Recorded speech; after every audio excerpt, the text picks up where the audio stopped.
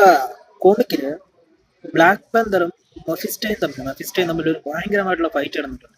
So മഫിസ്റ്റോ ഈ വക്കാൻഡെ full ഒരാൾക്ക് കൊടുക്കാൻ വേണ്ടിയിട്ട് ഡീൽ ചെയ്തിട്ടാണ് ബ്ലാക്ക് പാന്തറിന്റെ അടുത്ത് അടിക്ക് വേണ്ടിയിട്ട് വരുന്നത്. സോ അങ്ങനെ വരുന്ന സമയത്ത് ബ്ലാക്ക് പാന്തറിന്റെ കൂടെ സപ്പോർട്ടിൽ നിൽക്കുന്ന ടീംസിനെയൊക്കെ മഫിസ്റ്റോ തോപ്പിച്ചോളെ.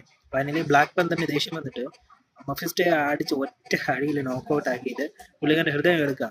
സോ ആ ഒരു സമയത്താണ് എന്നാൽ സപ്പോസ് അതിനെ മഫിസ്റ്റോയെ വീക്ക് ചെയ്യിപ്പിച്ചെങ്കിൽ പോലും നരകത്തിലേക്ക് കൊണ്ടുപോകാണ് അതിനുശേഷം മഫിസ്റ്റോ ആ പവർ വെച്ചിട്ട് മഫിസ്റ്റോയുടെ പവർ വെച്ചിട്ട് ബ്ലാക്ക് പന്തറിനെ അവിടെ വെച്ചിട്ട് ബ്ലാക്ക് പന്തർ ഫൈനലി ഒരു ഡീൽ ചെയ്യാം. ശരി, നീ എൻ്റെ ആത്മാവിനെ എടുത്തോ, പക്ഷെ ഈ വക്കാൻഡയൊക്കെ ഫ്രീ ആക്കാന്ന് പറയുന്നുണ്ട്.